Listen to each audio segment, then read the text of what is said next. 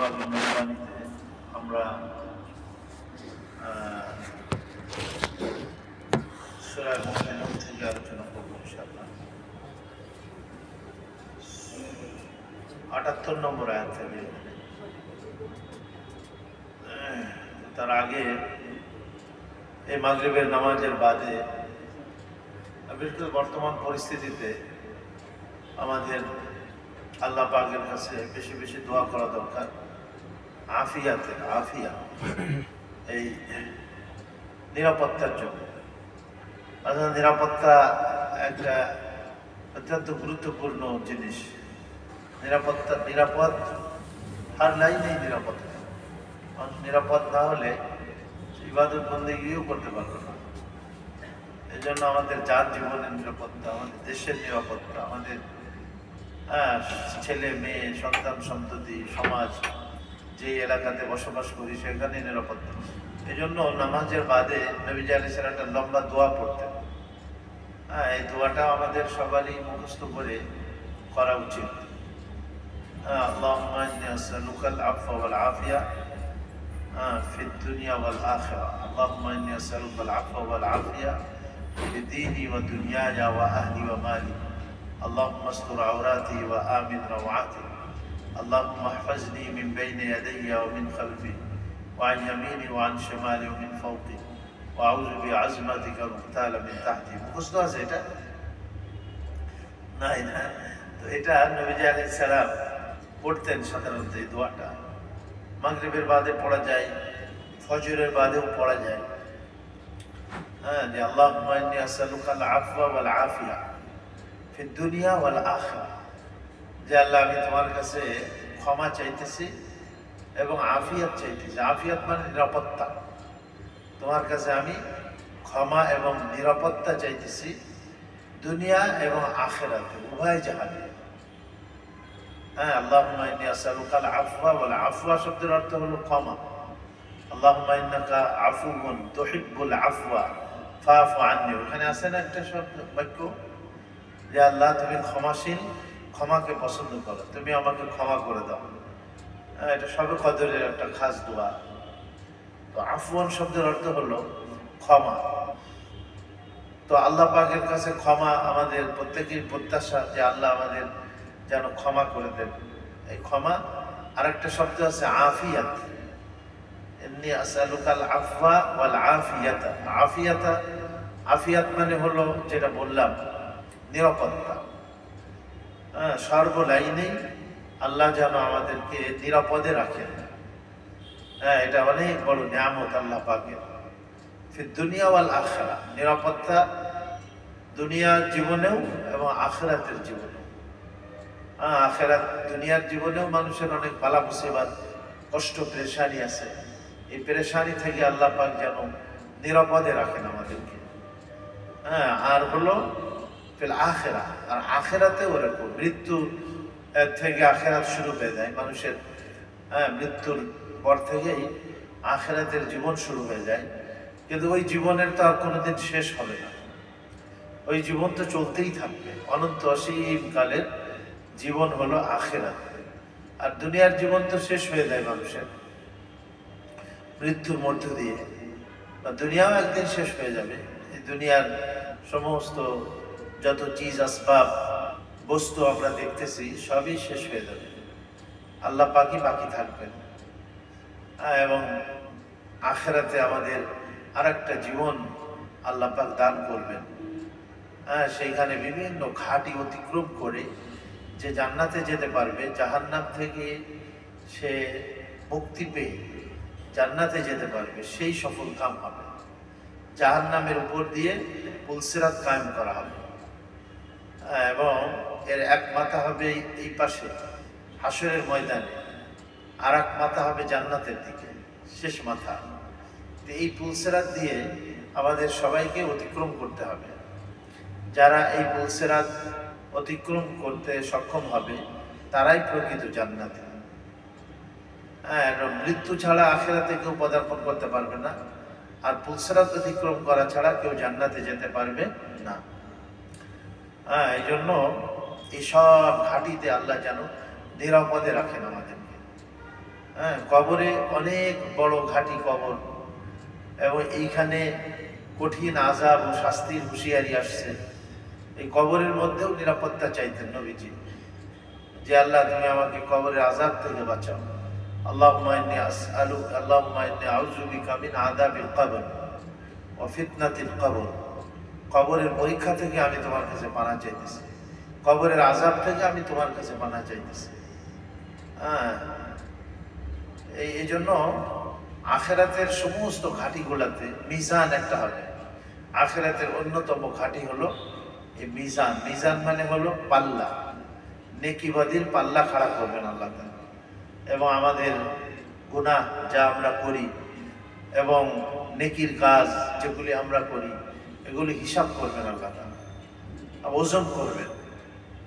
যার নেকির পাল্লাইতে পড়া হলো না, ফাআম্মা মান সাকুলাত মাওয়াজিনুহু ফাহুয়া ফি ঈশাতির রাদিয়া।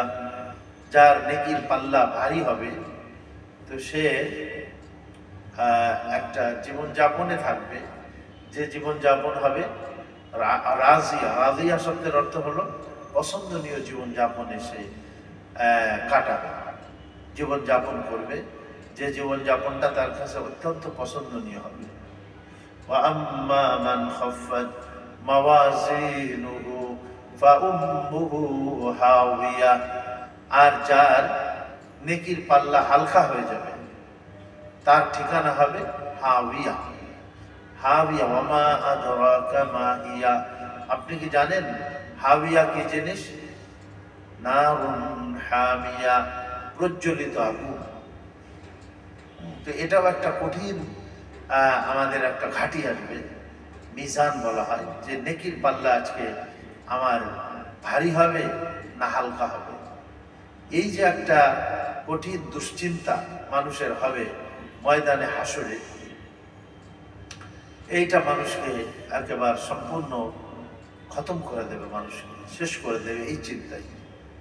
এই জন্য ময়দানে হাসরের ঘাটিগুলি এমন যে মানুষ পালাতে থাকবে। দুনিয়াতেও যখন কঠিন মুহূর্ত চলে আসে দেখা যায় যে মানুষ ছেলে মেয়ের কথাও ভুলে যায়, মা বাবার কথাও ভুলে যায়, স্ত্রী স্বামী প্রিয়জন যারা তাদের কথাও ভুলে দেয়। এই জন্য আল্লাহ বলছেন ইয়াউমা ইয়াফিরুল মারউ মিন আখিহি। মানুষ তাই ভাইয়ের থেকে পালায়। ভাইয়ের কথা আগে বলছে কেন বুঝলাম না, তো ভাই মনে হয় মানে ভাইয়ের সম্পর্কটা মনে হয় একটু মানে বেশি। হ্যাঁ, ভাইয়ের থেকে তো আমরা বিচ্ছিন্ন হয়ে যাই দুনিয়ার স্বার্থ যখন চলে আসে। ছোটবেলায় তো সবাই মাশাআল্লাহ ভাইতে ভাইতে খুব মিল থাকে, আর যখন বড় হয়ে যখন জমি ভাগ করার বিষয় আসে যায়, হ্যাঁ, মা বাপের জমি নিয়ে যখন প্রশ্ন চলে আসে ভাইতে ভাইতে সমস্যার সৃষ্টি হয়ে যায়, তাই না? তারপরে পরস্পরে এই দুই ভাইয়ের ছেলে মেয়ে তাদের মধ্যেও সমস্যা হয়ে যায় দুনিয়ার এই সমস্ত স্বার্থের কারণে। আল্লাহ বলছেন যে মানুষ ভাইয়ের থেকে পালাবে, মিন আখিহি ওয়া উম্মিহি, মায়ের থেকে পালাবে, ওয়া আবিহি, পিতার থেকে পালাবে, ওয়া বানিহি, হ্যাঁ, সন্তান সন্ততি থেকে পালাবে, ওয়া সাহিবাতিহি, তার স্ত্রী থেকে পালাবে, হ্যাঁ, ওয়া বানিহি, সন্তান সন্ততি থেকে পালাবে। লিকুল্লি ইমরিইম মিনহুম ইয়াউমাইযিন শাআনুন ইউগনি। প্রত্যেক মানুষের সেই সময় এমন এক অবস্থা হবে, শান মানে শান, শান মানে অবস্থা, এমন এক শান হবে, শান মানে অবস্থা, যে অবস্থা তাকে ব্যতিব্যস্ত করে রাখবে, অন্যের কোনো চিন্তাই করতে দেবে না। এই জন্য প্রত্যেক নামাজের বাদে এই যে কঠিন পরিস্থিতি আখেরাতে আসবে, বা দুনিয়াতেও মানুষের কঠিন পরিস্থিতি আসতে পারে। কি ফিলিস্তিনিদের কঠিন পরিস্থিতি না? যে কোনো সময় তাদের উপরে বোমা পড়তে পারে, যে কোনো সময় তাদের মৃত্যু চলে আসতে পারে। ৭১ সাল যারা দেখছি আমরা, ৭১ সালে তো মানুষের যে কি অবস্থা, দৌড়া দৌড়ি গুড়োগুড়ি দৌড়, কি মানুষ। হ্যাঁ, আমরা তো অনেক ছোট তখন, একেবারেই ছোট, ৫-৬ বছর আমাদের বয়স তখন। তো দেখতাম যে কি দৌড় শুরু হয়ে গেছে, এই পাঞ্জাবিরা আসতেছে, এই শিখ সুন্দর আসতেছে, কি কি সব কাহিনী, দৌড় ঘর বাড়ি দেখে সব দৌড়াইছে। তো আল্লাহ না করে এই অবস্থা যদি মানুষের চলে আসে তো দুনিয়াতেও পেরেশানি চলে আসে। এই জন্য এই দোয়াটা বেশি বেশি পড়া দরকার আমাদের, যে আল্লাহ আমি দুনিয়া এবং আখিরাত উভয় জাহানে আফিয়াত চাইতেছি, শান্তি এবং নিরাপত্তা চাইতেছি। তারপরে বলছেন নবীজি, আল্লাহুম্মা ইন্নী আসআলুকাল আফওয়া ওয়াল আফিয়া ফি দীনি, হে আল্লাহ আমি আফিয়াত চাইতেছি আমার দ্বীনের মধ্যে, দ্বীনদারির মধ্যে আফিয়াত, এটা খুব জরুরি। দুনিয়াদারির মধ্যে আফিয়াত, নিরাপত্তা, জান মাল, পরিবার, ফ্যামিলি, টাকা পয়সা, দোকানপাট, এগুলো জরুরি, কিন্তু সব থেকে মানুষের বড় আফিয়াত বা নিরাপত্তা প্রয়োজন হলো দ্বীনদারি। আমি কুফরির দিকে চলে গেলাম, আমি শিরকের দিকে চলে গেলাম, আমি আমার নামাজ নষ্ট হয়ে গেল, আমার দ্বীনি লাইনে আমি নিরাপদ না, আমার দ্বীনদারি ঠিক নাই। তো এই জন্য নবীজি এখানে ফি দীনি, হে আল্লাহ তুমি আমাকে নিরাপত্তা প্রদান করো আমার দ্বীনদারির মধ্যে, আমার ইমানদারির মধ্যে, আমার ইমানটা যেন কোনো কাজের দ্বারা নষ্ট না হয়ে যায়। এই জিনিসের অনুভূতি তো আজকে আমাদের মুসলমানের নাই। ইমান টিমান সব যায় জায়গা, আমার দুনিয়া ঠিকঠাক, এটা হবে না। কিন্তু সাহাবা আজমাইনের দুনিয়া জায়গা, আমার ইমানটা ঠিক থাকে, ইমানটা ঠিক থাকে। এই জন্য নবীজি এখানে দোয়া চাইছেন ফি দীন, যে আল্লাহ আমি আমাকে তুমি নিরাপত্তা প্রদান করো আমার দ্বীনের ব্যাপারে, ফি দীনি আফওয়া ওয়াল আফিয়া ফি দীনি ওয়া দুনিয়ায়া, আমার দুনিয়ার কাজে, ওয়া আহলি ওয়া মালি, এবং আমার পরিবার পরিজনের মধ্যে, আমার মাল সম্পদের মধ্যেও তুমি আমাকে নিরাপত্তা প্রদান করো। আল্লাহুম্মা আস্তুর আওরাতি, হে আল্লাহ তুমি আমার গোপন জিনিসকে গোপন রাখো। অনেক জিনিস এমন আছে যেটা মানুষের কাছে প্রকাশ পাইলে আমার মান সম্মান থাকবে না, আমার ইজ্জত সম্মান নষ্ট হয়ে যাবে। অনেকে হয়তো আমরা হয়তো গোপনে কোনো গুনাহ করছি বা এমন কাজ আমি করে ফেলছি যেটা মানুষের কাছে জানলে মানুষ আমাকে অসম্মান করবে, আমাকে সম্মান করবে না। তো আল্লাহ এই জিনিসগুলা তুমি গোপন রাখো। আসলে আল্লাহ পাকের কাছে কেউ যদি প্রকৃত পক্ষে ক্ষমা চায়, মাফ চায়, তা আল্লাহ ক্ষমা করে দিয়ে তার ওই বিষয়টাকে গোপন রাখবেন, আল্লাহ কাউকে জানতে দিবেন না। আল্লাহুম্মা আস্তুর আওরাতি ওয়া আমিন রাওয়াতি। রাওয়াত শব্দের অর্থ হলো ভয়। যে জিনিস আমি ভয় করি সেই জিনিসকে তুমি একেবারে দাবাই দাও, দমিয়ে দাও। ওয়া আমিন রাওয়াতি, আল্লাহুম্মা আহফাজনি মিন বাইনা ইয়াদাইয়া ওয়া মিন খালফি, আল্লাহ তুমি আমাকে হেফাজত করো আমার সামনের দিক থেকে, আমার পিছনের দিক থেকে, ওয়া আইয়ামিনি, আমার ডাইনে থেকে, ওয়া আন শিমালি, এবং আমার বাঁ দিক থেকে তুমি আমাকে, চতুর্দিক থেকে, ওয়া ফাওকি, এবং উপর থেকেও তুমি আমাকে হেফাজত করো। এই যে আবাবিল হস্তি বাহিনীকে আল্লাহ ধ্বংস করছিল, এটা তো উপর থেকে আসছে, পাথর তাদের উপরে, প্রত্যেক পাখির দুই পায়ে দুইটা আর ঠোঁটের মধ্যে একটা, তিনটা পাথর ছিল এই পাখিগুলির, প্রত্যেক পাখির সাথে। আর এইগুলো একটা অ্যাটম বোমের মতো কাজ করছে, এক একটা গুলি এটা পড়ছে ওই হাতির উপরে বা ওই হাতির যে পরিচালক তার উপরে। আর আল্লাহ বলেন যে ওদের ফাজআলাহুম কাআসফিন মাকুল, ওদেরকে একেবারে চর্বিত ঘাসের মতো বানাই দিয়েছে, নিস্তানাবুদ করে দিয়েছে আল্লাহ তাআলা। এই জন্য উপর থেকেও যেন আযাব না আসে। উপর থেকেও কোনো কোনো জাতির উপরে পাথর বর্ষণ হয়েছে, কওমে লূত, এদেরকে তো উপরে নিয়ে আল্লাহ একেবারে উল্টায় দিয়ে এদের বস্তিকে খতম করে দিয়েছে, কিন্তু এদের উপরে আবার পাথরও বর্ষণ হয়েছে আল্লাহ পাক। অমিন তাহতি, এবং আমার নিচের থেকেও তুমি আমাকে হেফাজত করো। কারুনকে তো নিচের মধ্যে মাটির মধ্যে ধসাই দিয়েছে, তো আল্লাহ ইচ্ছা করলে মাটির মধ্যে ধসাই দিতে পারেন না? আমরা যে জায়গার মধ্যে পাপটা করি, গুনাহটা করি, আল্লাহ ইচ্ছা করলে তো ওখানে আমাদেরকে ধসাই দিতে পারে, কি পারে কিনা? হ্যাঁ, এই জন্য সর্ব অবস্থাতেই আল্লাহ পাকের কাছে আফিয়ত চাইতে হবে, ক্ষমাও চাইতে হবে, সাথে সাথে দুনিয়া আখেরাতে আল্লাহ যেন আমাদেরকে নিরাপদে রাখেন। আর এত লম্বা দোয়া যদি আমরা নাও পড়তে পারি, তাহলে কমসে কম এতটুকুন আমরা পড়ে নিই, আল্লাহুম্মা আফিনি ওয়া আফু আননি। এটা কি মুখস্থ করতে পারি আমরা? আল্লাহুম্মা আফিনি বলেন, ওয়া আফু আননি, আল্লাহুম্মা আফিনি, হে আল্লাহ তুমি আমাকে আফিয়াতে রাখো, শান্তিতে নিরাপদে রাখো, শব্দটা আফিনি ওয়াফু আননি, এবং আমাকে ক্ষমা করে দাও। আল্লাহুম্মা আফিনি ওয়াফু আননি। আর এত লম্বাও যদি না পড়তে পারি, আরেকটা এটাও পড়লেও হবে, আল্লাহুম্মা ইন্নী আসআলুকাল আফওয়া ওয়াল আফিয়া, এতটুকু। আল্লাহুম্মা ইন্নী বলে, আল্লাহুম্মা ইন্নী আসআলুকা আফওয়া ওয়াল আফিয়া, ব্যাস। হে আল্লাহ, আমি তোমার কাছে চাইতেছি, আফওয়া মানে ক্ষমা, আর আফিয়াত মানে নিরাপত্তা। তা আফিয়াতের মধ্যে সব চলে আসবে, দুনিয়ারও নিরাপত্তা, পরকাল আখিরাতেও কি নিরাপত্তা, আমি তোমার কাছে। তাহলে আল্লাহুম্মা ইন্নী আসআলুকাল আফওয়া ওয়াল আফিয়া, এটাও পড়তে পারেন। অথবা আল্লাহুম্মা আফিনি ওয়াফু আননি, যে আল্লাহ তুমি আমাকে আফিয়াত দাও এবং আমাকে ক্ষমা করে দাও, এটা পড়তে পারি আমরা। পড়বো তো, কি বলেন? হ্যাঁ, চেষ্টা করি ইনশাআল্লাহ। আল্লাহ যদি কাউকে আফিয়াত দেয়, শান্তি দেয় এবং তাকে নিরাপত্তা প্রদান করে, তো দুনিয়ার কেউ তাকে অনিরাপদ করতে পারবে না।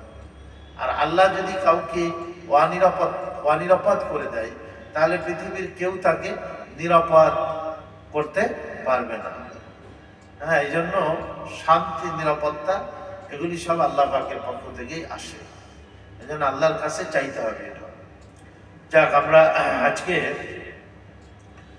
78 নম্বর আয়াত থেকে কয়েকটা আয়াত আমরা তেলাওয়াত করতেছি এবং এই সংক্রান্ত আলোচনা করবো আমরা। আউযু বিল্লাহি মিনাশ শাইতানির রাজীম। আলহামদুলিল্লাহ নাহমাদুহু ওয়া নুসাল্লি আলা রাসূলিহিল কারীম। আম্মা বা'দু ফাআউযু বিল্লাহি মিনাশ শাইতানির রাজীম। বিসমিল্লাহির রাহমানির রাহিম। ওয়া হুয়াল্লাযী أنشأ لكم السمع والأبصار والأفئدة قليلا ما تشكرون. وهو الذي ذرأكم في الأرض وإليه تحشرون. وهو الذي يحيي ويميت وله اختلاف الليل والنهار أفلا تعقلون. بل قالوا مثل ما قال الأولون قالوا أئذا متنا وكنا ترابا وعظاما أئنا لمبعوثون. لقد وعدنا نحن وآباؤنا هذا من قبل إن هذا إلا أساطير الأولين. দেখেন, কোরআন শরীফ পড়ার আগে আউযু বিল্লাহ পড়তে হয়। আউযু বিল্লাহ মানে আল্লাহ, আমি তোমার কাছে পানাহ চাইতেছি মিনাশ শাইতানির রাজীম, বিতাড়িত শয়তান থেকে। কোরআন শরীফে আল্লাহ বলেছেন, ওয়া ইযা ক্বারা'তাল কুরআনা ফাসতা'iজ বিল্লাহ, যে মিনাশ শাইতানির রাজীম, যখন তুমি কোরআন শরীফ পড়ো তো শয়তান যেন তোমাকে কোরআন থেকে বিমুখ না করে ফেলে, অন্যদিকে তোমার দিল মন না নিয়ে ঘুরায় না দেয়। এই জন্য আল্লাহর কাছে তুমি পানাহ চেয়ে নাও। ফাসতা'iজ বিল্লাহ, তুমি আল্লাহর কাছে পানাহ চাও যখন তুমি কোরআন শরীফ পড়ো। এই জন্য কোরআন শরীফের আগে সাধারণত আমরা আউযু বিল্লাহি মিনাশ শাইতানির রাজীম পড়ে থাকি।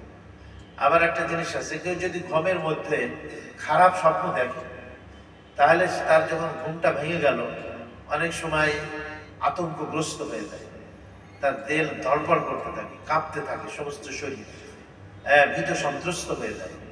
তখনও কিন্তু বলা হয়েছে যে সে তখন আউযু বিল্লাহি মিনাশ শাইতানির রাজীম পড়বে, যে আল্লাহ, আমি তোমার কাছে বিতাড়িত শয়তান থেকে পানাহ চাইতেছি। অনেক সময় শয়তান মানুষের উপরে প্রভাবিত হয়ে, প্রভাব খাটিয়ে এই স্বপ্নের মধ্যে সে নানান জিনিস তার খেয়ালের মধ্যে আনতে থাকে। এরকম শয়তান করে, এই জন্য শয়তান থেকে পানাহ চাইতে হয় ওই সময়। আবার দিলের মধ্যে অনেক সময় কুমন্ত্রণা আসে, শয়তান সৃষ্টি করে গুনাহের বিভিন্ন রকমের চিন্তা ভাবনা, তখনও মানুষের উচিত এইটা পড়া, আউযু বিল্লাহি মিনাশ শাইতানির রাজীম, যে আল্লাহ, আমি তোমার কাছে পানাহ চাইতেছি বিতাড়িত শয়তান থেকে। তারপরে তো বিসমিল্লাহির রহমানির রহিম, এই দুইটাই পড়তে হবে। তবে কেউ যদি আপনার কোরআন শরীফ শুরু করে, যেমন আমরা শুরু করলাম, এখানে আউযু বিল্লাহ বিসমিল্লাহ দুটোই পড়তে হয়। আর যদি আপনার পড়তে পড়তে কারণ কিছুক্ষণ সে বন্ধ করল, বন্ধ করে হয়তো সে তার যে কোনো একটা প্রয়োজনে গেল, আবার ওখান থেকে শুরু করতেছে। তখন সাধারণত আমরা বিসমিল্লাহ পড়ি, কিন্তু নিয়ম হলো সেখান থেকে তখন আউযুবিল্লাহ, বিসমিল্লাহ না পড়লেও, দুটোই পড়ে নেওয়া ভালো, কিন্তু বিসমিল্লাহ না পড়লেও আউযুবিল্লাহটা পড়া জরুরি তার জন্য। কথা বুঝে আসছে? তাহলে যখন কোরআন শরীফ শুরু করব তখন আউযুবিল্লাহ বিসমিল্লাহ দুটোই পড়ব। আর যখন পড়তে পড়তে মাঝখানে হয়তো সামান্য একটু থুতু ফেলতে গিয়েছি, অথবা একটা ফোন চলে আসছে, ফোন রিসিভ করছি, অথবা কোনো ব্যক্তি আসছে তার সঙ্গে আমি কথাবার্তা বলতেছি, তখন আমাকে শুধু আউযুবিল্লাহ বিসমিল্লাহ পড়ে আবার দ্বিতীয়বার ওখান থেকে কি শুরু করলেই চলবে। শুধু আউযুবিল্লাহ পড়লেই হবে, বিসমিল্লাহ পড়াটা কি না জরুরি না। কিন্তু সাধারণত আমরা ওই দ্বিতীয়বার যখন ওখান থেকে শুরু করতেছি তখন বিসমিল্লাহ পড়ি আমরা শুরু, কিন্তু আসলে পড়তে হবে আউযুবিল্লাহ। বিসমিল্লাহর সাথে পড়লে অসুবিধা নাই, কিন্তু আউযুবিল্লাহ পড়াটা তখন জরুরি হয়ে যায়। তো যাক, এখান থেকে যে ওয়াহুয়াল্লাযী, যে আল্লাহ তাবারক ওয়া তাআলা তিনি ওই সত্তা, ওই সত্তা আনশাআ লাকুমুস সামআ, যিনি তোমাদের জন্য, সামআ শব্দের অর্থ কান, সামআ মানে কি কান, শোনা, যা দিয়ে, যে যন্ত্র দিয়ে আমরা শুনি সেই যন্ত্রকে সামা বলা হয়, সামা। এই জন্য আল্লাহ তাআলা ওই যে খাতামাল্লাহু আলা কুলুবিহিম ওয়া আলা সামঈহিম এই শব্দ আসছে, তাদের দিলের উপরে আল্লাহ মোহর লাগাই দিয়েছেন এবং কানের উপরেও আল্লাহ মোহর লাগাই দিয়েছেন।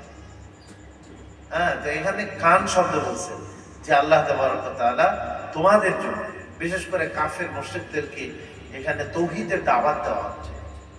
তৌহিদ মানে লা ইলাহা ইল্লাল্লাহ, এটা তৌহিদ না, তৌহিদের বাক্য। এই কলেমা পড়ার মধ্য দিয়ে মানুষ আল্লাহর একত্ববাদকে বিশ্বাস করে, যে আমি সব কিছুকে অস্বীকার করলাম। লা ইলাহা মানে কি, আমার কোনো ইলাহ নাই, আমার কোনো মাবুদ নেই, আমার কোনো খালেক মালেক কেউ আমার নাই, ইল্লাল্লাহ, আল্লাহ ব্যতীত। এক আল্লাহ, তিনি আমার মাবুদ, তিনি আমার খালেক মালিক, তিনি আমার হর্তা কর্তা, তিনি আমার হায়াত মৌতের মালিক, তিনি আমার সবকিছু। কবরে যখন যাব তখন একাই যাব নাকি কেউ থাকবে সাথে, ছেলে মেয়ে বিবি বাচ্চা কেউ যাবে না? মায়ের পেট থেকে যখন আমরা আসছি তখন তো একাই আসছি না, আবার যাওয়ার সময় কি একাই যাইতে হবে। হ্যাঁ, আসছো একা, যাবা কি যাইবা একা, সঙ্গে কেউ যাইবে না। ছোটবেলায় গজল টজল মানুষ পড়তো না, এটাও পড়তো, আসছো একা যাইবা একা, সঙ্গে কেউ যাইবে না, কেউ যাবে না। মাঝখানে অনেক কিছু, কিন্তু এইটা আমাদের পরীক্ষা, যে মাঝখানের যে জিনিসগুলি আমরা, এইটা আমার মানে আসল, এগুলি আমার ব্যবহারের জন্য বা আমাদের পরিচয় পরিচিতির জন্য, আমাদের জরুরত পূরণের জন্য, নতুবা প্রকৃত আমাদের মালিক হলেন আল্লাহ। তিনি সবসময় আছেন, থাকবেন, কবরেও তিনি, মৌতের সময় তিনি, আর ময়দানে হাসরেও তিনি। এই জন্য আল্লাহকে যদি আমরা কেউ আপন বানাইতে পারি তাহলে আর কারোর কোনো কি নাই, প্রয়োজন নাই। এই জন্যই যে এর মধ্যে সূরা ২৭ পারার মধ্যে ফাফিরু ইলাল্লাহ, ফাফিরু ইলাল্লাহ, তোমরা সবাই আল্লাহর দিকে দৌড়াও, ভাগো, আল্লাহর দিকে ভাগো। এই জন্য এই তৌহিদের কলেমা লা ইলাহা ইল্লাল্লাহ, যে আল্লাহ ছাড়া কেউ, এই তৌহিদ, আল্লাহর একত্ববাদ, এটাই মূলত ঈমানের বুনিয়াদ এবং ভিত্তি, একত্ববাদ। তারপরে হলো রিসালাত। রিসালাত মানে হলো আমাদের নবীজিকে স্বীকার করা রসুল হিসাবে, যে আমাদের আয়াত মাত্র আমার নবী বা আমার রসুল কে, হযরত মুহাম্মদ সাল্লাল্লাহু আলাইহি ওয়াসাল্লাম, এটাকে রিসালাত বলে। আর আরেকটা বলে আখিরাত।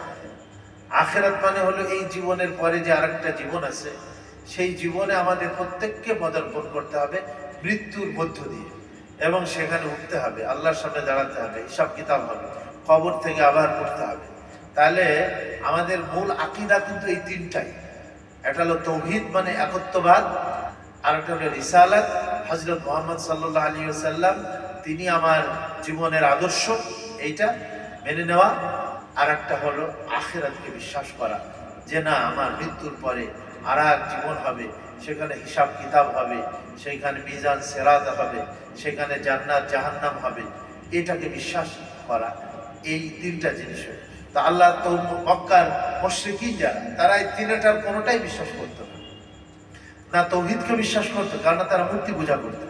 তাহলে কেউ যদি মূর্তি পূজা করে, তাহলে তার তৌহিদ বা একত্ববাদের আকীদা ও বিশ্বাস আর বাকি থাকবে?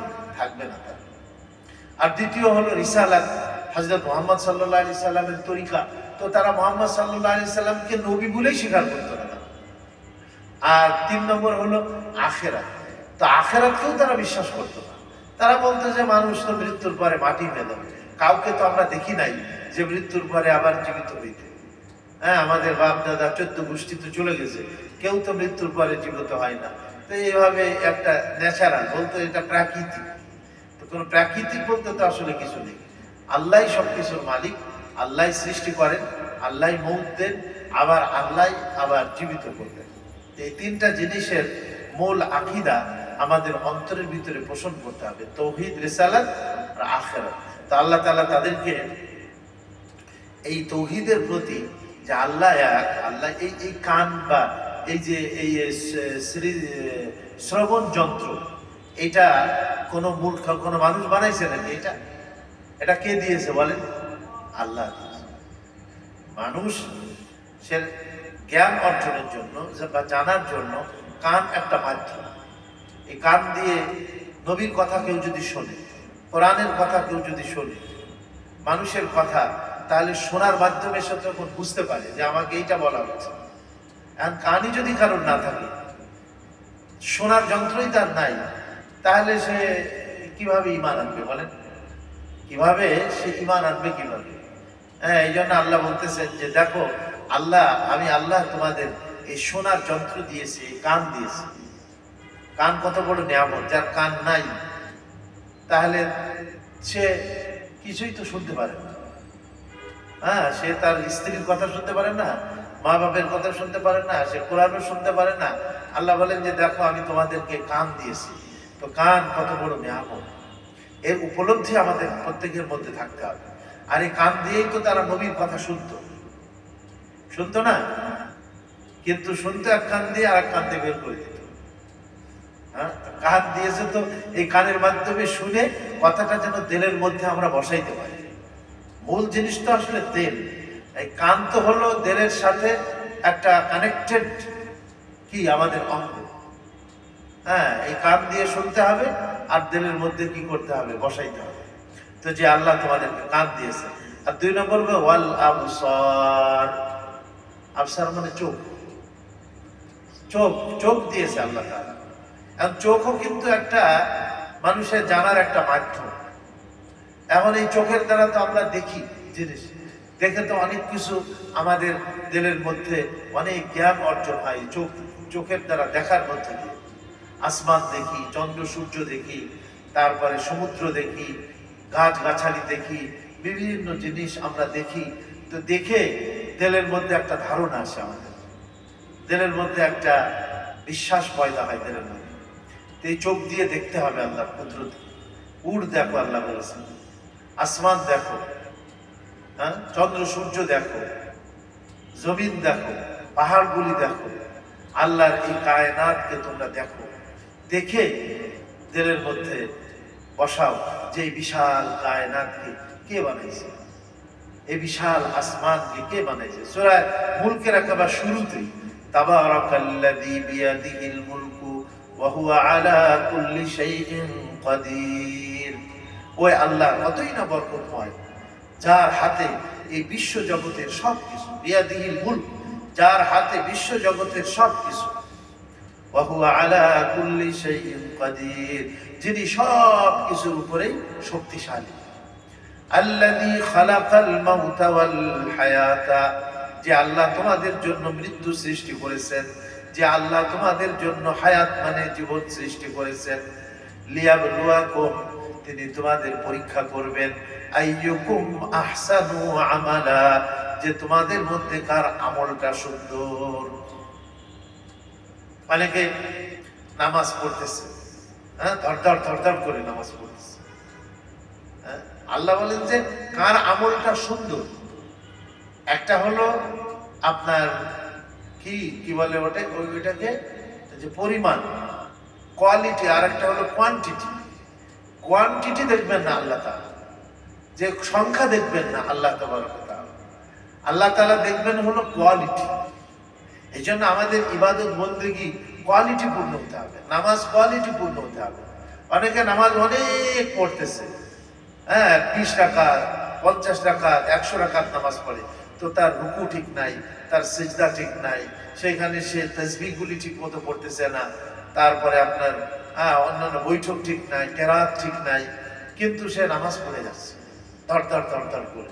ওই যে আসছে না একজন পড়তেছিল ওইখানে, আইসা নবীজিকে সালাম দিয়েছে, হুজুর সালামের উত্তর দেন, হুজুর আবার তারে পাঠালেন, ইরজি ফাসাল্লি ফাইন্নাকা লাম তুসাল্লি, যাও ফিরে যাও, কারণ আবার নামাজ পড়ো, কেমন যেন তুমি নামাজ পড়োই নাই, এরকম 3 বার করে লোকটাকে।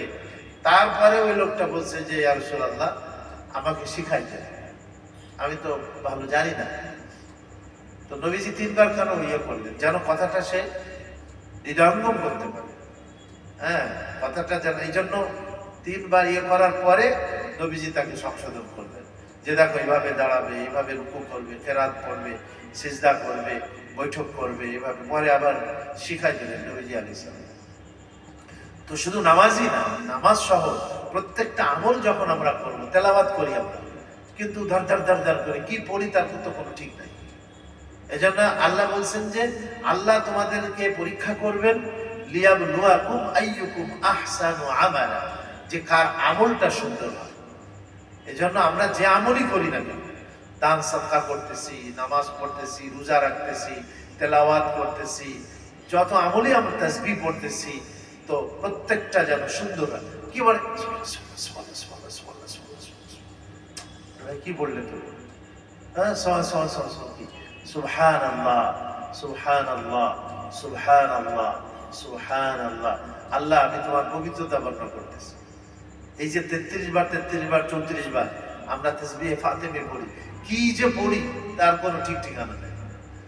তো বললাম না যে আমরা সংখ্যা দেখবেন না আল্লাহ তাআলা, যে কত রাকাত পড়ছে, হ্যাঁ, আল্লাহ দেখবেন যে তার আমলটা কত সুন্দর হয়েছে।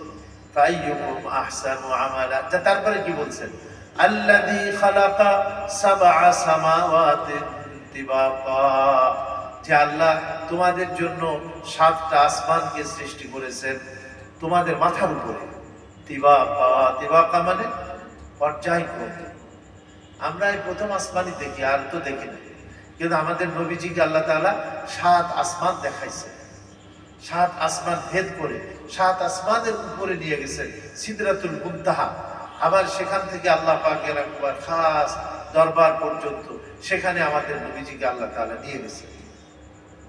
তো উনি সব কিছু জান্নাত জাহান্নাম এ দেখে তারপরে না তিনি আমাদের খবর দিয়েছেন। তা এগুলি আদেখা জিনিস না, কিন্তু গায়েবের কথা বলা হয়েছে যে আমরা না দেখে বিশ্বাস করবো। নবীজি তো দেখে আসছে, আসে আমাদের খবর দিয়েছেন, নবীজির খবরের উপরে বিশ্বাস করে কি করতে হবে, ঈমান আনাটা, এটাকেই ঈমান বিল গায়েব বলা হয়। হ্যাঁ, কিন্তু ওইটা যখন আমরা দেখে ফেলবো, এই যে কবরে যখন মানুষের মৃত্যুর সময় মানুষ বলে যে আল্লাহ আরেকটু সময় দাও, এখন তো আমি সব দেখে ফেলেছি, তো ওই দেখা জিনিসের ঈমান, এটা আল্লাহ গ্রহণ করবেন না।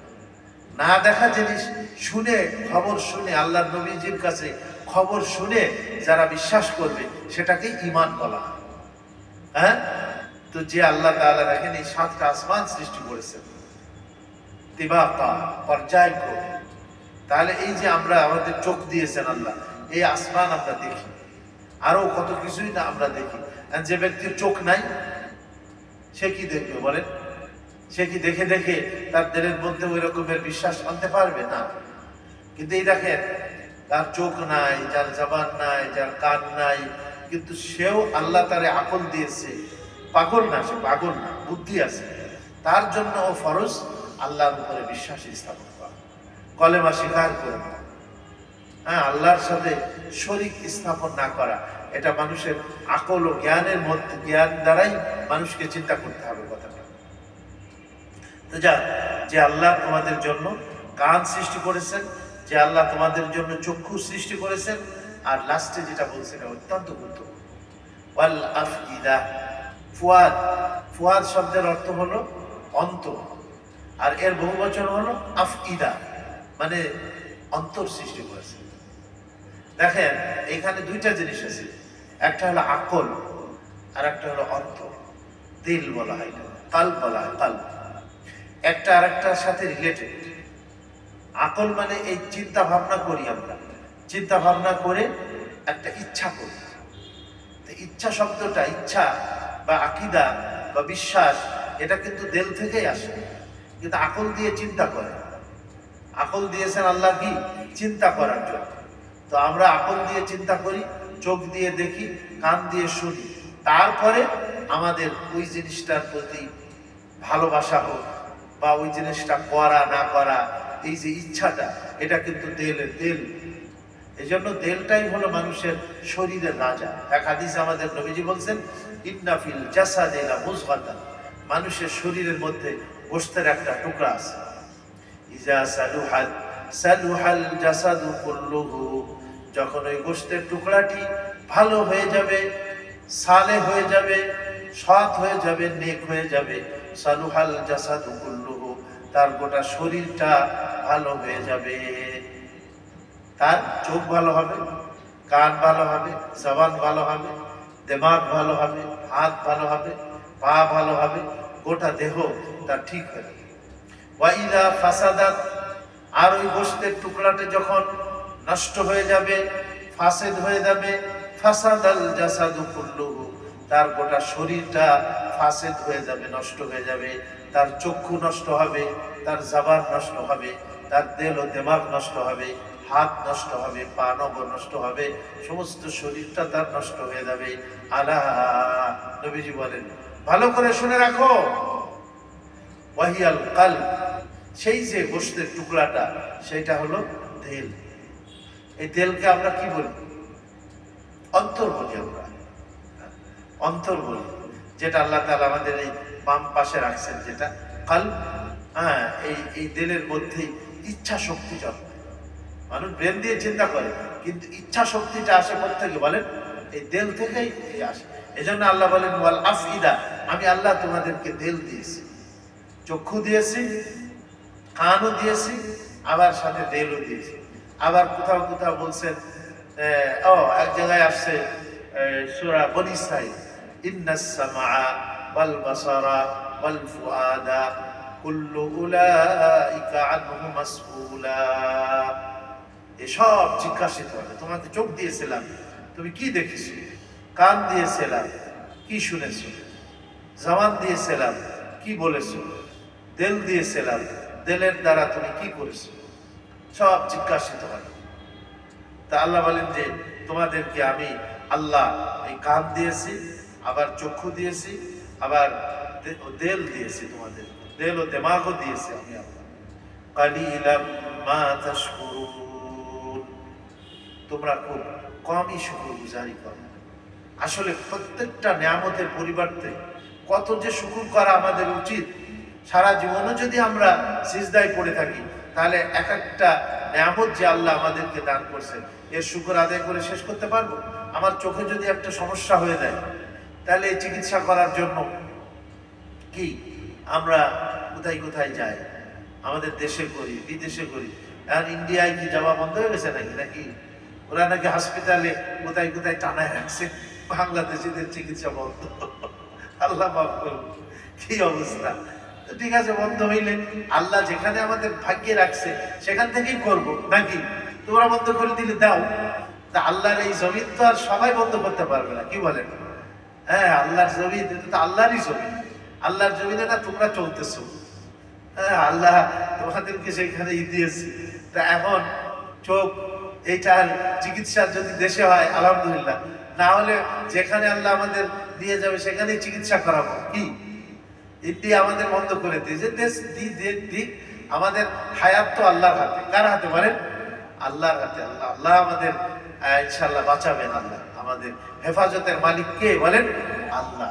এই জন্য আমি বললাম না, ওই দোয়াটা বেশি বেশি করতে হবে এখন, যে আল্লাহ তুমি আমাদেরকে আফিয়াত দাও, তুমি আমাদেরকে হেফাজত করো, আমাদের ঈমান, আমাদের দ্বীন, আমাদের জান মাল, আমাদের স্বাধীনতা, সার্বভৌমত্ব এবং আমাদের দেশ, সব কিছুকে আল্লাহ তুমি কি করো? হেফাজত করো। তো আল্লাহ বলেন যে তোমরা খুব কমই শুকুর গুজারি করো। এই সমস্ত নিয়ামতের শুকুর গুজারি করার অর্থ কি? অর্থ কি? যে আল্লাহকে, যে আল্লাহ এত বড় বড় নিয়ামত দিয়েছে, সেই আল্লাহর হুকুমকে মেনে নেওয়া, সেই আল্লাহকে বিশ্বাস করা, সেই আল্লাহর তৌহিদ এবং একত্ববাদকে বিশ্বাস করে কলেমা পড়ে নেওয়া, লা ইলাহা ইল্লাল্লাহু মুহাম্মাদুর রাসূলুল্লাহ। কিন্তু তোমরা তা করো না, বরঞ্চ তোমরা আমার সাথে শরীক করো, মুনাফিকি করো, কুফরি করো। একটা হলো শিরক, শিরক মানে আল্লাহর সাথে শরীক করা। আর একটা হলো কুফরি। কুফরি শব্দের অর্থ হলো প্রত্যাখ্যান করা, হ্যাঁ, মানে অস্বীকার করা, অস্বীকার করা। শিরক মানে শরীক করা, আর কুফরি শব্দের অর্থ কি? অস্বীকার করা। আর একটা হলো নেফাক। নেফাক মানে হলো মুনাফিকি করা। মুনাফিকি মানে ভিতরে একরকম আর বাহিরে কি আর এক রকম। মানে আমি মুখে হয়তো কলেমা পড়তেছি, কিন্তু আমার দিলে কলেমা নেই, আমার আমলে নেই। তা আমরা একদিক দিয়েও কিন্তু হয়তো কলেমা পড়ি, কিন্তু আর এক দিক দিয়ে আল্লাহকে হয়তো কুফরিও করতেছি, আল্লাহ নাফরমানিও আমরা করতেছি। তাহলে এটা এক রকমের মুনাফিকি হয়ে যায়। তো মুনাফিকের তিনটা আলামত বলছেন নবীজি। কয়টা আলামত বলছেন? তিনটা বলছেন। ইদা হাদ্দাসা কাযাবা। আয়াতুল মুনাফিকি সালাসাতুন। মুনাফিকের আলামত হলো তিনটা। ইদা হাদ্দাসা কাযাবা, যে কথা বলে তখন সে মিথ্যা কথা বলে। তাহলে মুমিনের আলামত হলো সত্য কথা বলা, হ্যাঁ। আর মুনাফিকের আলামত কি? মিথ্যা কথা বলা। আর 2 নম্বর বলছেন ওয়াইদা তুমিনা খান, যখন তার কাছে কোনো আমানত রাখা হয় তো সে আমানতের কি করে? খিয়ানত করে, আমানতের খিয়ানত করে। এই আল্লাহ আমার কাছে এই চোখ, হাত, পা, জবান, এই হাত, অঙ্গ প্রত্যঙ্গ, এই সবগুলি আল্লাহ আমানত রাখছেন কিনা? এগুলি সব আমানত। ই আমানত চন্দে রোজা নজদে মাস্ত, ই আমানত চন্দে রোজা নজদে মাস্ত, দার হাকিকত মালিকে হর শে খুদাস। আসলে আল্লাহ এই টাকা পয়সা বলেন, আমার অঙ্গ প্রত্যঙ্গ, আমার শরীর বলেন, হ্যাঁ, আমার যা কিছুই আল্লাহ দিয়েছে সবই আমানত রাখছেন। এটার মালিকানা আমার নাই। এই জন্য এই চক্ষুকে কারোর জন্য দান করা যাবে না, কারণ চোখের মালিক কি আমি বলেন? এই চোখ দান করা জায়েজ নাই। তারপরে অঙ্গ প্রত্যঙ্গ কোনোটাই দান করা কি নাই, জায়েজ না। অনেকে মরণোত্তর চক্ষু দান করে অন্যের জন্য, তো এটা আপনার জায়েজ নাই। হ্যাঁ, কিডনি দেয় না, এদের নিজের আত্মীয় আপন জনকে তো কিডনি দেয়, কিন্তু এটা বিক্রি করা জায়েজ নাই। হ্যাঁ, তাকে যেটার দ্বারা সে বেঁচে থাকতে পারে, এইটা সে নিজের স্ত্রী হোক, মা বাপ হোক, আপন জন, কাউকে হয়তো একটা কিডনি দিলে সে হয়তো বেঁচে যাবে, তখন সে হয়তো কি করতে পারে? এটা দিতে পারে তাকে, কিন্তু বিক্রি করতে পারবে না। ব্লাডও কিন্তু সেই দামে, ব্লাড অন্যকে সে দিতে পারবে, হ্যাঁ, কিন্তু এটা অন্যের কাছে বিক্রি করতে পারবে না। তো যাক, তো যে আল্লাহ তাআলা তোমাদের জন্য এগুলি সৃষ্টি করেছেন, কিন্তু তোমরা কম শুকর গুজারি করো আল্লাহ তাআলা। ওয়া হুয়াল্লাযী যারাকুম ফিল আরদি ওয়া ইলাইহি তুহশারুন। যে আল্লাহ ছড়িয়ে দিয়েছেন তোমাদের, যারাকুম মানে তোমাদেরকে ছড়িয়ে দিয়েছেন, ফিল আরদ, আরদ মানে হলো এই জমিন। দেখেন এই জমিন বিস্তৃত, পৃথিবীতে সব জায়গাতে, প্রত্যেক দেশেই মানুষ আছে কিনা? কি মানুষ আছে। আবার এই মানুষ কত রকমের মানুষ আছে, বিভিন্ন কালারের মানুষ, হ্যাঁ, কুচকুচে কালো লোক একেবারে দেখবেন আফ্রিকাতে, আবার একেবারে সুন্দর ফর্সা মানুষ একেবারে দেখবেন। আমি বাঙালি, কিন্তু আমার বাঙালি অনেকে মনেই করে। আমি যাইতেছি একটা দেশে, আমারে থামাই দিয়েছে ওই এমিগ্রেশন, কাতার আছে না, কাতার, এখানে গিয়েছে তো এমিগ্রেশনে আমার আমরা যাবো আফ্রিকা, কাতার থেকে ভিসা নিতে হবে ওই দেশটার জন্য। তো কাতারে আমরা গিয়েছি, ওখানে কিছুদিন আমরা হয়তো থাকবো, মাসখানি, আর ভিসা টিসা নেব, আর ওখানে দিনের কাজে আমরা শরীক হবো। এটা আমার অনেক নাজেহাল করে ফেলছে। পাসপোর্ট টাসপোর্ট সব কিছুই আছে, তারপরে আমার চেহারা টেহারা দেখে ওরা মনে করতেছে যে বাংলাদেশ তো লেখা আছে, যে জেন্সিয়া, জেন্সিয়া মানে ন্যাশনালিটি বাংলাদেশ। তুমি তো বাংলাদেশের মতো মনে হইতেছে না। না, এরা তো বাঙালি না, পাকিস্তানি। ওরা সন্দেহ করতেছে আমাকে, পাকিস্তানি সন্দেহ করে আমাকে বিভিন্ন রকমের মানে প্রশ্ন আর এই বিভিন্ন ইয়ে করতেছে। আমার সাথীরা সব চলে গেছে, আমার এই ওখানে ইমিগ্রেশনে সিল মারতেছে না যতক্ষণ না তাদের ক্লিয়ার হয়েছে। আরো কত কিছু জিজ্ঞাসাবাদ করে সাথীরা আমার জন্য প্রেশান হয়ে গেছে যে হুজুরে না জানি বিপদে ফেলে না কি করে, বাঙালি বলেই করতেছে না। যাই হোক, পরে আমার সব কিছু আমি যখন দিলাম আমার আইডি কার্ড, তারপরে পাসপোর্ট, আবার ইয়েতে সব কিছু, যাই হোক পরে আমার ছাড়ছে ওখান থেকে। তো অনেক সময় তো আল্লাহ পাক দেখেন, আমাকে তো বাঙালির মতো কালার এরকম নাই, আমার কালারটা হয়ে গেছে একটু ভিন্ন ধরনের নাকি। এটা তো আল্লাহ পাকই করছে, এখানে আমাদের তো কোনো হাত নাই। তারপরে দেখেন হাজারো মানুষের হাজারো চেহারা আল্লাহ পাক, এক একজনের এক এক চেহারা আল্লাহ তাআলা দিয়েছেন। এই 6 ইঞ্চি জায়গার মধ্যেই আল্লাহ তাবারক ওয়া তাআলা, এদিকে 6 ইঞ্চি এদিকে 6 ইঞ্চি নাকি না কতটুকু, যাই হোক, তো এইটার মধ্যে আল্লাহ তাবারক ওয়া তাআলা 2টা চোখ ফিট করেছেন, আবার জবান, নাক এগুলি ফিট করেছেন। কিন্তু এক একজনের আবার এক এক রকম। দুনিয়াতে কোনো ডায়াস টায়াস যদি হইতো, আমাদের ফার্মানা কি যেন কয়, এগুলাতে ইট বানাই ফার্মানা, দেখবে যে একই রকমের সব ইটগুলা। তাহলে আমাদেরকে বানাইতে দিলে আমরা সব একই রকম বানাই ফেলতাম। কিন্তু আল্লাহ তাবারক ওয়া তাআলা এক একজনকে এক এক রকম বানাইছেন। আবার এই লক্ষ কোটি কোটি মানুষের আওয়াজও আবার এক একজনের এক এক রকম। এই গলার ভিতর থেকে আওয়াজটা বাহির হচ্ছে, কিন্তু একজনের আওয়াজ আর একজনের আওয়াজের সঙ্গে মিলতেছে না। একজনের চিন্তা চেতনা এক রকমের, এক এক রকমের। তো এগুলির মধ্যে যদি মানুষ চিন্তা করে, তাহলে যে আল্লাহ এক, এই কথাটা তারা কি করতে পারে, বুঝতে পারে। এই জন্য আল্লাহ বলতেছেন, তিনি তোমাদেরকে এই পৃথিবীর মধ্যে, ফিল আরদ মানে এই পৃথিবীতে আল্লাহ তোমাদেরকে ছড়িয়ে ছিটিয়ে দিয়েছেন। ওয়া ইলাইহি তুহশারুন, এবং সেই আল্লাহর কাছে তোমরা সবাই একত্রিত হবে। এইখানে আমরা এই জীবন যাপন করবো। আবার নিশ্চয়ই যে আজকে একজনকে, আমার এক আত্মীয়, তার ইন্তেকাল হয়ে গেছে, দাফন করে আসলাম দুপুর বেলায়। তো এরকম কত মানুষকে আমরা দাফন করতেছি, আর আমাকেও তো একদিন দাফন করা হবে, আমাকেও একদিন ওই কবরের মধ্যে রেখে দেওয়া হবে। আর এখনই আমরা সংশোধন করি, ঠিক হই, আমরা আল্লাহর দিকে ধাবিত। ওয়া ইলাইহি তুহশারুন, সেই আল্লাহর কাছে তোমাদের সবাইকে একত্রিত হতে হবে। হাসর মানে কি? হাসর, হাসর নসর 2টা শব্দ আছে। হ্যাঁ, নসর মানে হলো কি হওয়া, উঠা, কবর থেকে যে উঠা হবে। আর হাসর মানে হলো একত্রিত হওয়া। তা কবর থেকে উঠে আমরা একত্রিত হব, ওই একত্রিত হওয়ার মাঠকে বলা হয় হাসরের ময়দান। হাসর মানে একত্রিত। পৃথিবীর সেই শুরুর মানুষ থেকে শেষ পর্যন্ত, হযরত আদম থেকে নিয়ে একবার পৃথিবীর থেকে যে শেষ মানুষটা মৃত্যুবরণ করবে, সবাই সেখানে একত্রিত হয়ে যাবে। তো আল্লাহর কাছে তোমরা সবাই একত্রিত হবে। ওয়া ইলাইহি তুহশারুন ওয়া হুয়াল্লাযী ইউহয়ী ওয়া ইউমীতু, ওই আল্লাহ যিনি তোমাদেরকে ইউহয়ী, হায়াত দান করেন। আসলে আমরা সবাই মায়ের পেটের মধ্যে মৃত ছিলাম। হ্যাঁ, পানি, মা বাপের সংমিশ্রিত পানি, এই পানির থেকে রক্ত হয়, এই জমাট রক্ত, এই জমাট রক্ত মাংসে পিণ্ড রূপান্তরিত হয়, গোশতের টুকরা হয়।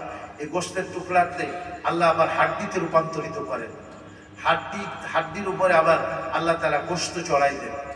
গোশত চড়ায় এই চেহারার জায়গায় হাত টাত, এগুলি আল্লাহ বিভিন্ন পর্যায়ে আল্লাহ 4 মাস হয়ে যায় যখন মায়ের পেটের মধ্যে, তখন স্ট্রাকচার তৈরি হয়ে যায় পুরাটাই, মানুষের দেহ সব সৃষ্টি হয়ে যায়। তখন 4 মাস পর আল্লাহ তাআলা ওই শরীরের মধ্যে একটা জান দেন, এটাকে রূহ বলা হয়। কি বলা হয় এটাকে? রূহ। এই রূহটা যখন এই শরীরের সাথে সংযুক্ত হয়, তখন হায়াত আসে। এটাকে হায়াত বলে। হায়াত মানে কি? জীবন, যে আল্লাহ তোমাদেরকে জীবিত করেছেন। তো তারপরে ধরেন দেখা যায় 4 মাস পরে আবার শরীরটা আস্তে আস্তে আস্তে 5, 6, 7, 8, 9, 10, 9 মাসেও হয়ে যায়, 10 মাসেও আল্লাহ আমাদেরকে দুনিয়াতে সৃষ্টি করে দেন। তারপরে ওয়ায়ুমীত, দুনিয়াতে আসার পরে আবার তিনি তোমাদের মৃত্যু দান করবেন, আবার মৃত্যু আসবে। তাহলে হায়াতও আল্লাহ তাআলা দেন, আবার মৃত্যু কাকে বলে? এই রূহটাকে শরীর থেকে বিচ্ছিন্ন করা, সংযোগ করাকে হায়াত বলা হয়। রূহটাকে শরীরের সাথে সংযোগ করা, এটাকে হায়াত বলে। আর এই রূহটাকে শরীর থেকে বিচ্ছিন্ন করে দেন, এটাকে বলা হয় মৃত্যু। আল্লাহ তাআলা হায়াত দান দেন এবং আল্লাহ মৃত্যু দান করেন। এই দুইটা জিনিসের মধ্যেও যদি মানুষ চিন্তা করে, তবুও তো সে আল্লাহকে বিশ্বাস করবে যে না, আল্লাহ।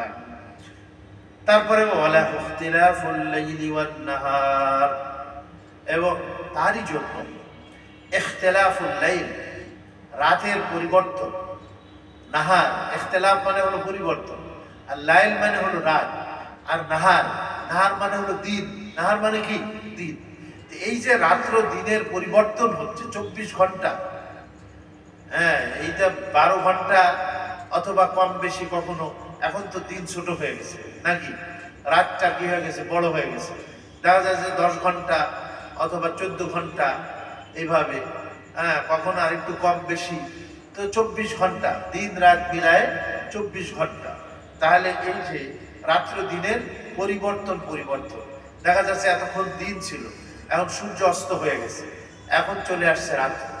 এই যে আমরা 5 ওয়াক্ত নামাজ পড়ি, এটার কিন্তু একটা পরিবর্তনের সময়। সূর্য উদয় হইতেছে, দিন আসতেছে। আর এই জন্য ওই সময়টায় আবার সূর্য অস্ত যাওয়ার উঠার আগে আমাদের আল্লাহ তাআলা নামাজ রাখছে। ওই সময়টা একটা পরিবর্তন আসে, রাত বিদায় নেয়, দিন চলে আসতেছে। দিনের শুরুতে তুমি কি পড়ো? নামাজ পড়ো। আবার ঠিক দিনের মাঝখানে ওই সময়টা একটা পরিবর্তন আসে, দেখা যায় যে সূর্য যখন পশ্চিম দিগন্তে হেলে যাইতেছে, তখন আর একটা পরিবর্তন আসে। ওই সময়টা আবার আর একটা নামাজ রাখছে যে বান্দা তুমি এই সময়ও আল্লাহকে কি করো? স্মরণ করো। আবার আসরের সময় রাখছে, যে দেখা যাচ্ছে মাগরিবের ঘন্টা খানিক আগে, 1.5 ঘন্টা আগে, ওই সময়টাও আবার একটু পরিবর্তন। আল্লাহ পাক কি পরিবর্তন হয় আমরা হয়তো বুঝি না, কিন্তু আল্লাহ তাআলা ওই সময়টাও আমাদের নামাজের জন্য রাখছে। আবার মাগরিবের সময়ের পরিবর্তন তো আমরা জানি, দিন বিদায় নিতেছে, রাতের আগমন ঘটতেছে। তো ওই সময়ও আল্লাহর সামনে কি করা হয়? সিজদা করা হয়। তারপরে অন্ধকার যখন ঘনিয়ে আসে, বেশি আঁধার যখন হয়ে যায়, তখন আবার ঈশার নামাজের ওয়াক্ত নাকি। তো এই যে দিনে 5 বার আমরা আল্লাহকে স্মরণ করতেছি, দিন রাতের এই পরিবর্তন। আল্লাহ বলেন যে রাত এবং দিনের যে পরিবর্তন, এইটার মালিকানা কে? আল্লাহ। এটার এখতিয়ার কার? এটা আল্লাহ। পৃথিবীর কোনো মানুষ এইটার মধ্যে কোনো সৃষ্টি করতে পারবে না। কি বলা যায়? তার কোনো এখতিয়ার বা তার কোনো হক অধিকার এখানে নাই। যে ইচ্ছা করলে সে রাতকে কমাই দিল, বা দিনকে ছোট করে দিল, বড় করে দিল, রাতকে ছোট করলো, বড় করলো। এই যে এখন শীত আসছে, এই শীত এটাকে কেউ রুখতে পারবে? বলেন না, এটা চলেই আসবে। এতদিন গরম ছিল, এখন গরমের পরিবর্তে ঠান্ডা চলে আসতেছে। আবার এই ঠান্ডা যাবে, আবার গরম আসবে। আবার এখন শীতটা কম আছে, কিছুদিন পরে জানুয়ারি মাস, এই সময় আবার শীতটা কি হয়ে যাবে? বেশি। ডিসেম্বর জানুয়ারি 2 মাসে প্রচন্ড শীত আসবে। তো এই যে পরিবর্তন হয়, আবহাওয়ার পরিবর্তন, সময়ের পরিবর্তন, এটা কে করেন বলেন? অন্য জায়গাতে আসছে কুলিল্লাহুম্মা মালিকাল মুলক, যে আল্লাহ তুমি এই বিশ্ব জগতের মালিক, তুমি বিশ্ব জগতের কি মালিক। তুতিল মুলকা মান তাশাউ ওয়া তানজিউল মুলকা মিম্মান তাশা, তুমি যাকে ইচ্ছা তাকে ক্ষণিকের জন্য রাজত্ব দাও, আবার ক্ষণিকের জন্য তুমি তার থেকে ছিনিয়ে নাও। তুইজ্জু মান তাশাউ ওয়া তুযিল্লু মান তাশা, তুমি যাকে ইচ্ছা তাকে ইজ্জত ও সম্মান দান করো, আবার যাকে ইচ্ছা তুমি জলিল এবং অপদস্থ করো। তুলিজুল লাইলা ফিন নাহার, তুমি রাতকে দিনের ভিতরে অনুপ্রবেশ করিয়ে দাও, দিয়ে রাতকে বড় করে দাও, দিনকে ছোট করে দাও। ওয়াতুলিজুন নাহারা ফিল লাইল, দিনকে রাতের মধ্যে ঢুকায়, দিনকে বড় করে দেয়, রাতকে সংকীর্ণ করে দেয়। কে করে এটা? আল্লাহ করে। তুলিজুল লাইলা ফিন নাহারি ওয়া তুলিজুন নাহারা ফিল লাইল ওয়া তুখরিজুল হাইয়া মিনাল মাইয়িত, মৃত্যু থেকে তুমি জীবিত বাহির করো। একটা ডিম, আমরা বাহ্যিকভাবে ডিমের মধ্যে কোনো জান দেখি না, কোনো প্রাণ দেখি না, কিন্তু এই ডিমটা দেখা যায় মুরগির পেটের নিচেই হোক, বা আজকাল বিভিন্ন আধুনিক পদ্ধতি করছে, এখন সেখান থেকে দেখা যায় যে ফুটফুটে বাচ্চা বাহির হয়। তো মৃত ডিম থেকে এই জীবিত এই যে বাচ্চা, এটা কে বাহির করে? আল্লাহ বাহির করে।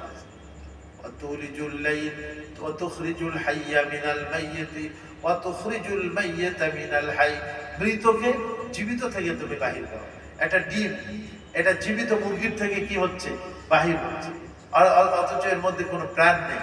তো মৃতকে তুমি জীবিত থেকে কি করো? বাহির করো। আর জীবিতকে মৃত থেকে বাহির করো।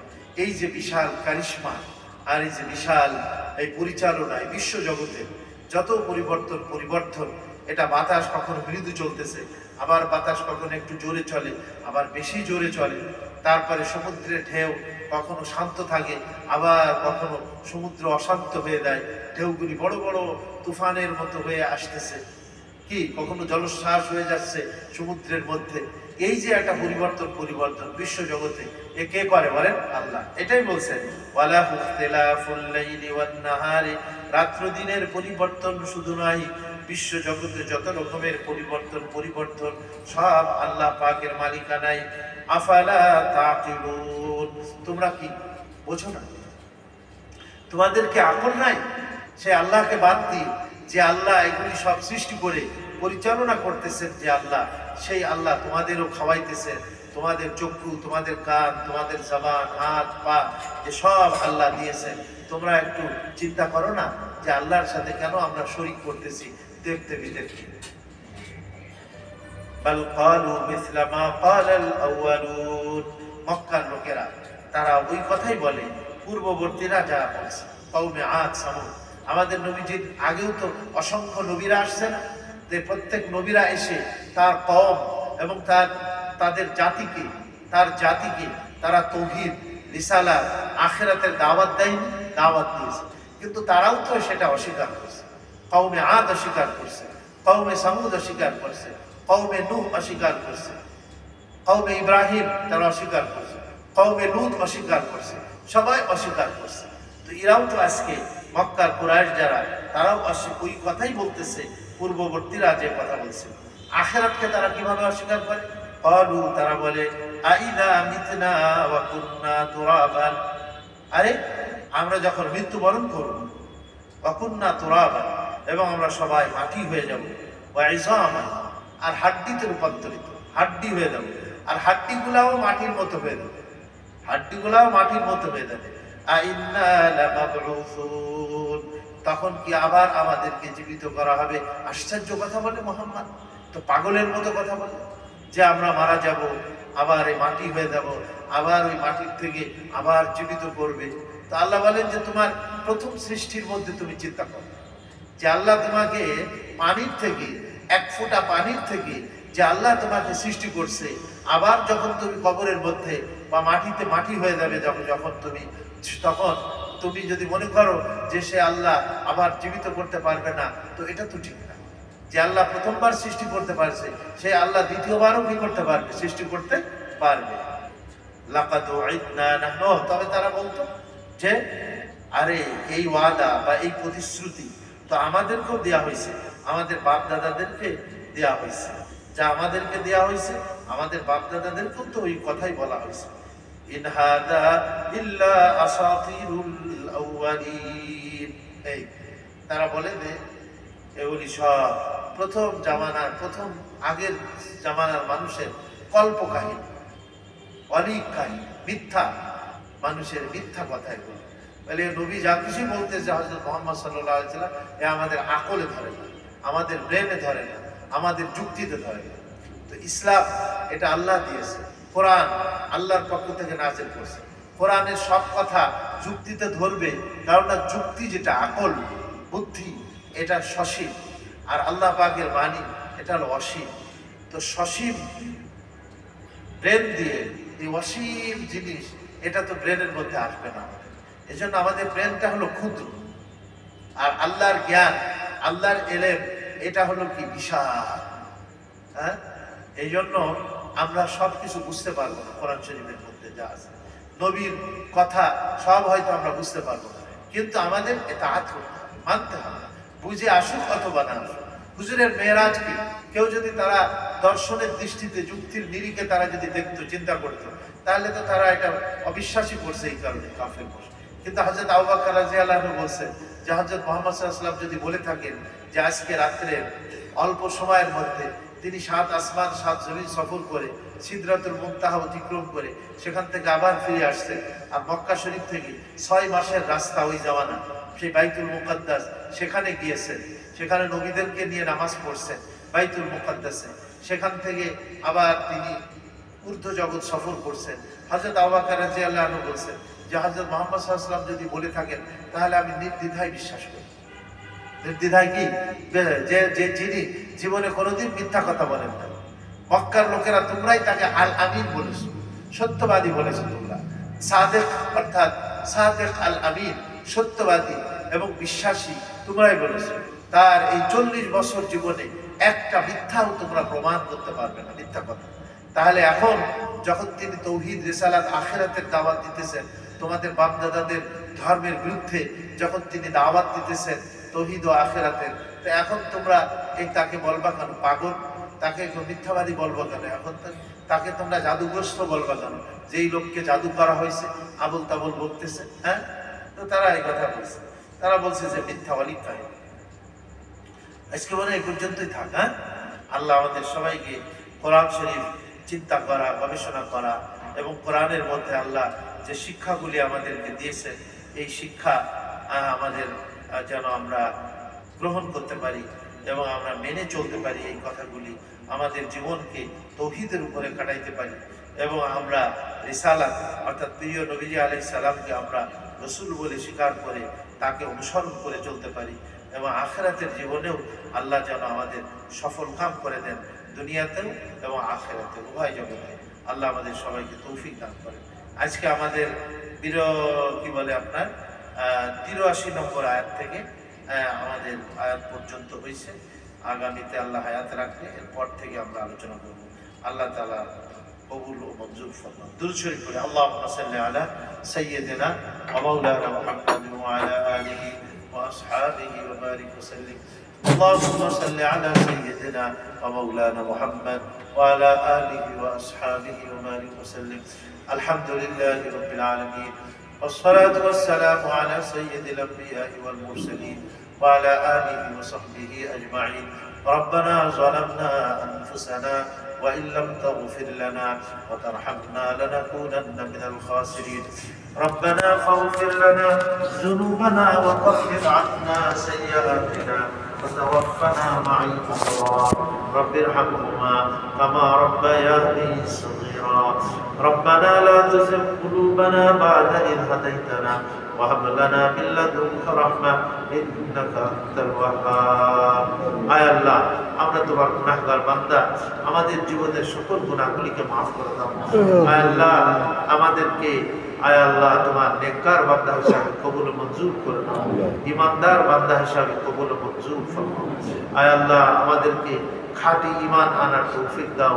মৃত্যুর আগে আগে আয় আল্লাহ পরিপূর্ণ ঈমানদার হয়ে যেন আমরা যেতে পারি, এই তৌফিক নসিব করে দাও। আমাদের আল্লাহ তোমার হাবিবের অনুসরণ করার তৌফিক দাও। সুন্নাত মতো জিন্দেগি যাপনের তৌফিক আমাদের নসিব করো। আমাদের চলাফেরা, আমাদের উঠা বসা, আমাদের চাল চলন, আমাদের আচার আচরণ, আমাদের লেনদেন, আমাদের কার্যকলাপ সব তোমার হাবিবের সুন্নাত মতো করার তৌফিক দিয়ে দাও আল্লাহ। আয় আল্লাহ, যারা আমরা তোমার হাবিবের অনুসরণ করব, সুন্নাতের অনুসরণ করব, তিনি আমাদের জন্য সুপারিশ করবেন। আয় আল্লাহ, তার এই সুপারিশ আমাদের নসিব করে দিলাম। যারা তার অনুসরণ করবে না তার জন্য তিনি সুপারিশ করবেন না। আয় আল্লাহ, আমাদেরকে তোমার হাবিবের সুন্নাত মতো জিন্দেগি যাপনের তৌফিক দিও। 5 ওয়াক্ত নামাজ আয় আল্লাহ সুন্দর মতো আদায় করার তৌফিক দিও। মেহেরবানি করে নফস এবং নফসে আম্মারা শয়তানি মারদুদ থেকে আমাদের সবাইকে তুমি হেফাজত করো। আমাদের দেশকে হেফাজত করো। আমাদের দেশের স্বাধীনতা সার্বভৌমত্বকে তুমি হেফাজত করো। আমরা যেন এখানে আয় আল্লাহ নিরাপদে ইবাদত বন্দেগী করতে পারি, তোমার হুকুম আহকাম পালন করতে পারি। আল্লাহ নিরাপদে এই তৌফিক আমাদের নসিব করে দাও। আমাদের জানের নিরাপত্তা, আমাদের দ্বীন ও ঈমানের নিরাপত্তা, ইসলামের নিরাপত্তা, আয় আল্লাহ আমাদের মালের নিরাপত্তা, আমাদের পরিবার পরিজন সন্তান সন্ততির নিরাপত্তা তুমি নসিব করে দাও আল্লাহ। কাফের মুশরিক যারা, তাদেরকেও তুমি হেদায়েত দিয়ে দাও আল্লাহ। তাদের নসিবে হেদায়েত না থাকলে তোমার কুদরত দিয়ে আয় আল্লাহ তাদেরকে মোকাবেলা করে দাও আল্লাহ। আয় আল্লাহ তাদের উদ্ধত্তপূর্ণ কথা, তাদের অহংকারকে তুমি চুরমার করে দাও আল্লাহ। আমাদের সবাইকে বিনয়ী হওয়ার তৌফিক দাও আল্লাহ।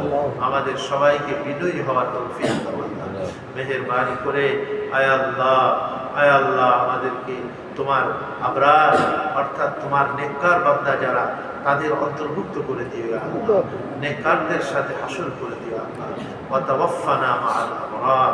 রব্বানা লা তুযিগ কুলুবানা বা'দা ইয হাদাইতানা ওয়া হাব লানা মিন লাদুনকা রাহমা ইন্নাকা আনতাল ওয়াহ্হাব।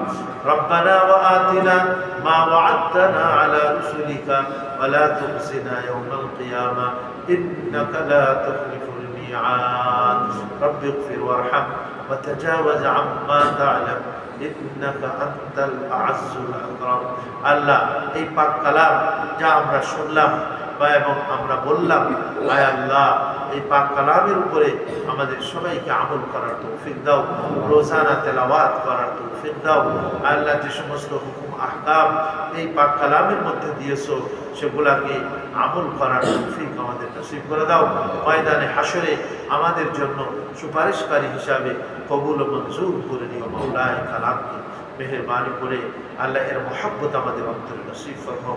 মসজিদের মহব্বত, আয় আল্লাহ তোমার দ্বীনের মহব্বত, আমাদের তোমার মহব্বত, তোমার হাবিবের মহব্বত, কোরআনের মহব্বত আমাদের অন্তরে নসিব করে দাও।